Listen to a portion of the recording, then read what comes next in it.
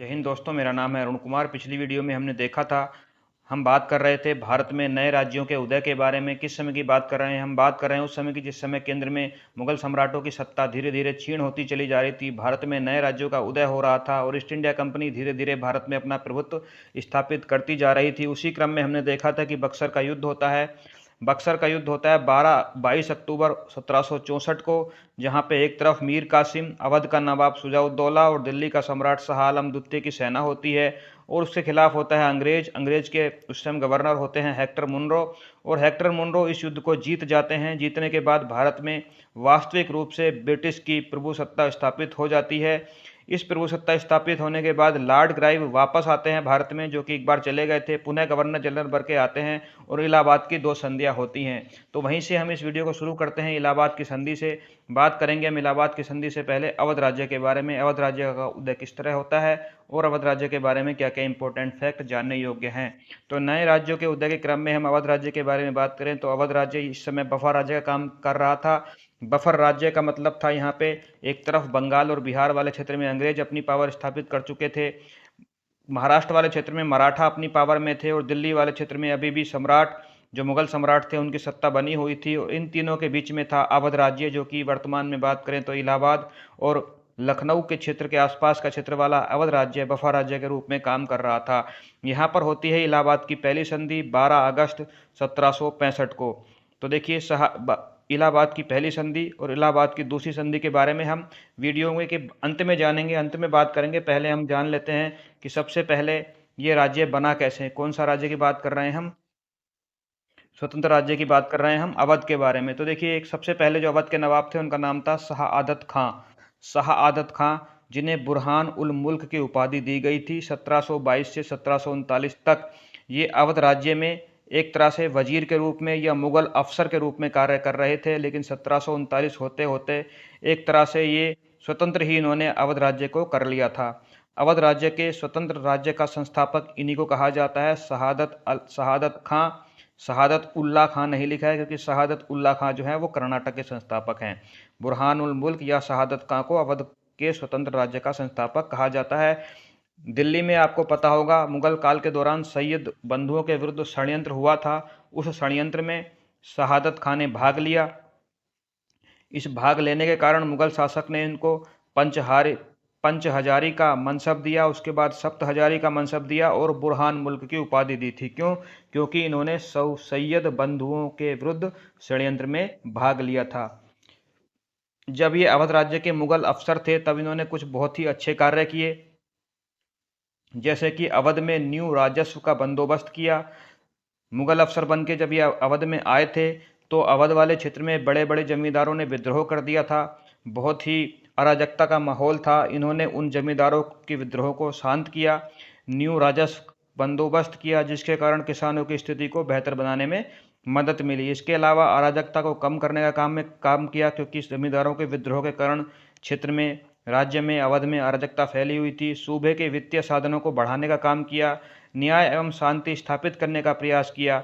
इसके अलावा एक इम्पोर्टेंट बात जानने योग्य ये है, क्योंकि जब नादिर शाह ने भारत पर आक्रमण किया तो नादिर शाह के आक्रमण के समय उसने बहुत अधिक लूट करने की मांग करी, लूटा राज्य को बहुत अधिक, और इसी के कारण अपने आत्मसम्मान की रक्षा के लिए शहादत खां या बुरहान उल मुल्क ने आत्महत्या कर ली। शहादत खां या बुरहान उल मुल्क के बाद उनका भतीजा, जो उनका दामाद भी था, सफदरजंग, जिसको अबुल मंसूर खां के नाम से भी जाना जाता है, सफदरजंग और अबुल मंसूर खां, जो है बंगाल का नहीं, अवध का नवाब बनता है 1739 से 1754। तारीख इंपॉर्टेंट नहीं है, नाम इंपॉर्टेंट है, क्रम इंपॉर्टेंट है, किसके बाद कौन आ रहा है। सम्राट मोहम्मद शाह ने एक फरमान के द्वारा इसको अवध का नवाब घोषित कर दिया था। किसको? सफदरजंग को या अबुल मसूर खान ने। जब ये नवाब बना तब दिल्ली में सम्राट कौन था? तो दिल्ली में सम्राट था मोहम्मद शाह। 1748 में सम्राट को वजीर घोषित किया गया। सम्राट ने जो है सफदरजंग को दिल्ली का, यानी अपने मुगल सल्तनत का वजीर घोषित कर दिया था सफदरजंग को, और इलाहाबाद का जो प्रांत था वो सफदरजंग को दे दिया गया। यानी अवध के अंदर अब इलाहाबाद का प्रांत भी आने लगा। इससे पहले अवध का अंतर्गत इलाहाबाद का प्रांत नहीं आता था। सफदरजंग ने उचित न्याय व्यवस्था का पालन किया, उचित न्याय व्यवस्था बना के रखी राज्य में। नौकरी देने में ये हिंदू और मुसलमानों में निष्पक्षता रखते थे। देखा जाए तो इनकी सरकार में जो सफदरजंग ने शासन कर रहे थे और उनकी सरकार थी, उसमें सबसे बड़े पद पर जो नवाब राय थे, नवाब राय वो एक हिंदू थे। यहाँ से हमें पता चलता है कि नौकरी देने में हिंदू और मुसलमानों के बीच में इन्होंने निष्पक्षता बनाकर रखी थी। 1750-51 में बंगस पठान एवं रोहेलों के विरुद्ध इन्होंने युद्ध किया। बंगस पठान और रोहेल कौन है? तो देखिए, उत्तर प्रदेश के वर्तमान में बात करें तो हम पीलीभीत, बरेली, मुरादाबाद, बदायूं वाला जो क्षेत्र है, यानी नेपाल के फुटहिल्स वाला क्षेत्र, वहाँ पर अफगानिस्तान से कुछ पठान आकर बस गए थे, जिन्हें रूहेलों के नाम से जाना जाता था, और उन्होंने अपना एक अलग राज्य स्थापित कर लिया था, जिसे हम रूहेल खंड के नाम से जानते हैं। तो वहीं के बंगस पठानों एवं रूहेलों के विरुद्ध में युद्ध किया कि इन्होंने सफदरजंग ने, और बंगस पठानों का जो चीफ था, जो हेड था, उसको मार डाला, उसकी हत्या कर दी और उस पर कब्जा कर लिया।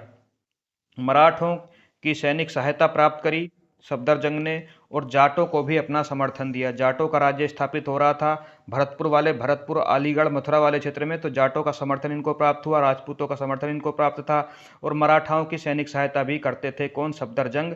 बंगस पठानों और रोहेलों के विरुद्ध युद्ध करके उनके राज्य को इन्होंने जीत लिया था। ये सफदरजंग के बारे में कुछ इंपॉर्टेंट बातें हैं।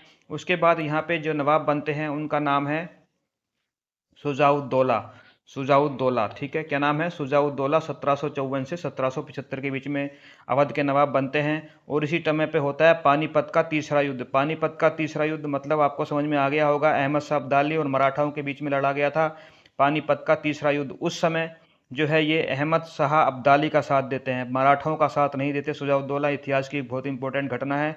अगर इन्होंने मराठाओं का साथ दिया होता तो हो सकता है इतिहास में कुछ और होता, वर्तमान समय में कुछ और इतिहास लिखा जाता। तो शुजाउद्दौला ने मराठाओं का साथ न देके अहमद शाह अब्दाली का साथ दिया था, जो नवाब थे लखनऊ के। बक्सर का युद्ध जब होता है, बक्सर का युद्ध आपको पता होगा, बक्सर के युद्ध में पराजित हो जाते हैं कौन? मीर कासिम, जो बंगाल के नवाब थे। शुजाउद्दौला की सेना और शाह आलम की सेना, शाह आलम द्वितीय की सेना जो है मिलकर अंग्रेजों के खिलाफ युद्ध लड़ती है, और 22 अक्टूबर 1764 को परास्त हो जाती है बक्सर के युद्ध में। और बक्सर के युद्ध में परास्त होने के बाद इलाहाबाद की संधि होती है। इलाहाबाद की दो संधियां अलग अलग होती हैं, एक शुजाउद्दौला के साथ और दूसरी संधि शाह आलम द्वितीय के साथ। करता कौन है? तो इस समय तक लॉर्ड क्लाइव वापस आ जाता है, और इन इलाहाबाद की दो संधियों का बहुत ही इंपॉर्टेंस है इतिहास में। तो इन इलाहाबाद की दोनों संधियों के बारे में हम यहाँ पे पढ़ते हैं। तो देखिए, बक्सर के युद्ध में परास्त होने के बाद इलाहाबाद की संधि होती है प्रथम। इलाहाबाद की संधि पहली संधि होती है 12 अगस्त 1765 को शाह आलम द्वितीय और अंग्रेजों के बीच। दोनों संधियां अलग अलग हुई। पहली संधि शाह आलम द्वितीय और अंग्रेजों के बीच हुई, और दूसरी संधि अवध के नवाब शुजाउद्दौला और अंग्रेजों के बीच में होती है। अंग्रेजों से मतलब यहाँ ईस्ट इंडिया कंपनी या लॉर्ड क्लाइव से है, क्योंकि उस समय जो गवर्नर था वो लॉर्ड क्लाइव था। शाह आलम द्वितीय और अंग्रेजों के बीच में क्या संधि होती है? तो देखिए, लॉर्ड क्लाइव गवर्नर जनरल था, और बंगाल का नवाब जो था नजमुद्दौला एक कठपुतली नवाब था, उसके पास कुछ भी पावर नहीं थी। तो इस संधि के ऊपर शाह आलम के भी हस्ताक्षर हुए, लॉर्ड क्लाइव के भी हस्ताक्षर हुए, और बंगाल के नवाब नजमुद्दौला जो एक कठपुतली मात्र था, उसके पास कुछ पावर नहीं थी, उसके भी हस्ताक्षर इस संधि पर किए गए। संधि क्या थी? शर्तें क्या थी? शाह आलम द्वितीय ने बंगाल, बिहार एवं उड़ीसा की दीवानी अंग्रेजों को दे दी। शाह आलम द्वितीय, जो कि दिल्ली का उस समय मुगल सम्राट था, उसने बंगाल की, बिहार की और उड़ीसा की सारी दीवानी जो है अंग्रेजों को दे दी। कड़ा एवं इलाहाबाद सम्राट शाह आलम को वापस दे दिए गए, क्योंकि अंग्रेज इस युद्ध में जीत गए थे तो उनके पास आ गए थे। तो कड़ा और इलाहाबाद जो है शाह आलम को वापस दे दिए गए।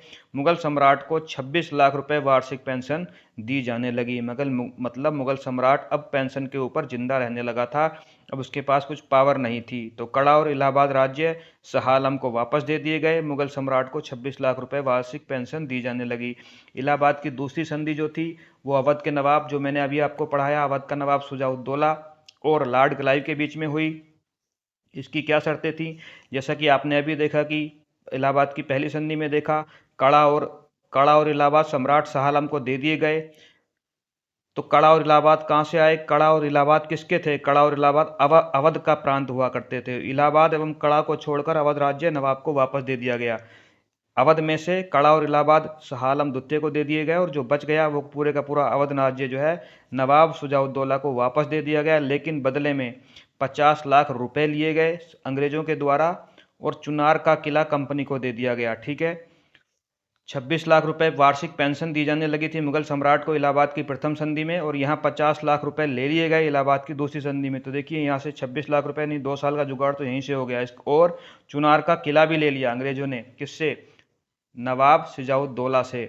चुनार का किले की लोकेशन क्या है आप मैप में ढूंढिए और मुझे भी कमेंट करके बताइएगा। इसके अलावा अवध में कर मुक्त व्यापार करने की कंपनी को सुविधा दे दी गई।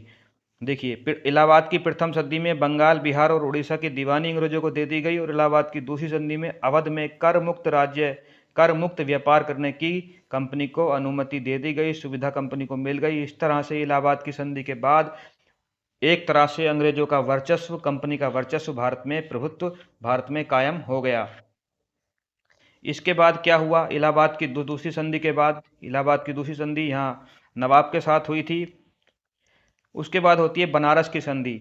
तो नवाब सुजाउद्दौला, जिन्होंने इलाहाबाद की दूसरी संधि की थी, उससे परेशान थे, तो उन्होंने नवाब सुजाउद्दौला ने वारेन हेस्टिंग के साथ बनारस की संधि करी 1773 में, और बनारस की संधि के तहत इलाहाबाद और कड़ा वापस मिल गए। किसको? नवाब सुजाउद्दौला को। नवाब सुजाउद्दौला ने इलाहाबाद की पहली संधि में आपने देखा था कि इलाहाबाद और कड़ा जो है शाह आलम को दे दिए गए थे अवध से निकाल कर, लेकिन बनारस की संधि के तहत नवाब सुजाउद्दौला और वारेन हेस्टिंग के बीच में जो संधि हुई, वारेन हेस्टिंग इस समय गवर्नर जनरल बन गए, और इलाहाबाद एवं कड़ा 50 लाख रुपए में नवाब को बेच दिए गए। मतलब वारेन हेस्टिंग ने 50 लाख रुपए लिए और उसके बदले में इलाहाबाद और कड़ा वापस अवध राज्य को दे दिया। अब अवध राज्य से खुश होकर अवध राज्य से कि जब इनको वापस मिल गया तो ये जो है रुहेलखंड पर आक्रमण कर देते हैं। थोड़ी इनमें जान में जान आती है, थोड़ी पावर आती है, तो रुहेलखंड पर आक्रमण कर दिया 1774 में, और रुहेलखंड को जीत लेते हैं। रुहेलखंड का उस समय शासक होता है मोहम्मद खां बंगस। मोहम्मद खां बंगस की हत्या कर देते हैं। मोहम्मद खां बंगस। रुहेलखंड क्या है? जैसे मैंने वीडियो में आपको बताया, अफगानिस्तान के कुछ पठान थे जो आकर रुहेलखंड वाले क्षेत्र में, यानी नेपाल के किनारे किनारे वाला जो उत्तर प्रदेश है, पीलीभीत, बरेली, मुरादाबाद वाला क्षेत्र, वहाँ पर रुहेलखंड राज्य की स्थापना करते हैं। उनका चीफ होता है, उनका सरदार होता है मोहम्मद खां बंगस। उसको जीत लेते हैं कौन? सुजाउद्दौला। 1774 में रुहेलखंड पर आक्रमण करते हैं और मोहम्मद खां बंगस की हत्या कर देते हैं। इसके बाद गजीउद्दीन हैदर अली खां। गजीउद्दीन हैदर अली खां बंगाल मेरे बात गलती से याद आ रहा है। गजीउद्दीन हैदर अली खां जो है वो अवध का नवाब बनता है 1814 से लेके 1827 तक। कोई इंपॉर्टेंट काम नहीं किया, बस एक बात याद रखेंगे यहाँ पे, जो वारेन हेस्टिंग है, वारेन हेस्टिंग ने इसको गजीउद्दीन हैदर अली खां को बादशाह की उपाधि दी थी। ये क्वेश्चन एग्जाम में पूछा जा सकता है कि किस अवध के शासक को या किस अवध के नवाब को वारेन हेस्टिंग ने बादशाह की उपाधि दी? तो गजीउद्दीन हैदर अली खां आपको लिखना है। नाम ही नाम इंपॉर्टेंट है, बाकी कुछ खास काम नहीं किया। उसके बाद में अवध का अंतिम नवाब था वाजिद अली शाह। वाजिद अली शाह, इनका नाम आपने 1857 की क्रांति में जरूर सुना होगा। देखिए 1747 से लेके 1847 से लेके 1856 तक ये शासक रहे, नवाब रहे अवध के। 1856, धीरे धीरे हम क्रांति की तरफ आ रहे हैं, ठीक है। 1857 क्रांति की तरफ हम बढ़ रहे हैं, तो 1857 क्रांति में वाजिद अली शाह का नाम आपने सुना होगा, उसके बारे में भी हम चर्चा करेंगे। ये अवध के अंतिम नवाब थे। लॉर्ड डलहौजी इस समय लॉर्ड डलहौजी जो गवर्नर जनरल था भारत का, और आउटम की रिपोर्ट के तहत लॉर्ड डलहौजी ने वाजिद अली शाह पर कुशासन का आरोप लगाया। किसने? लॉर्ड डलहौजी ने। और 1856 में अवध राज्य को जो है अंग्रेजों ने, यानी लॉर्ड डलहौजी ने अंग्रेजी साम्राज्य के अंतर्गत मिला लिया और वाजिद अली शाह को कलकत्ता में नज़रबंद कर दिया। नवाब को कलकत्ता में नज़रबंद कर दिया। अवध राज्य को अपने यानी अंग्रेजी साम्राज्य के अधीन मिला लिया। शासक कौन था? लॉर्ड डलहौजी। गवर्नर जनरल कौन था? लॉर्ड डलहौजी। अंतिम शासक या अंतिम नवाब वाजिद अली शाह। इसके बाद हम देखेंगे किस तरह से 1857 क्रांति होती है और वहाँ पे वाजिद अली शाह का क्या रोल होता है। मिलते हैं हमारी अगली वीडियो में इसी क्रम में। यहीं से हम अगली वीडियो को शुरू करेंगे। कहानी के रूप में मैं आपको इतिहास पढ़ा रहा हूँ। अगर पसंद आ रहा है तो कमेंट करके बताएं, लाइक करें, ज़रूरतमंद लोगों के साथ शेयर भी करें।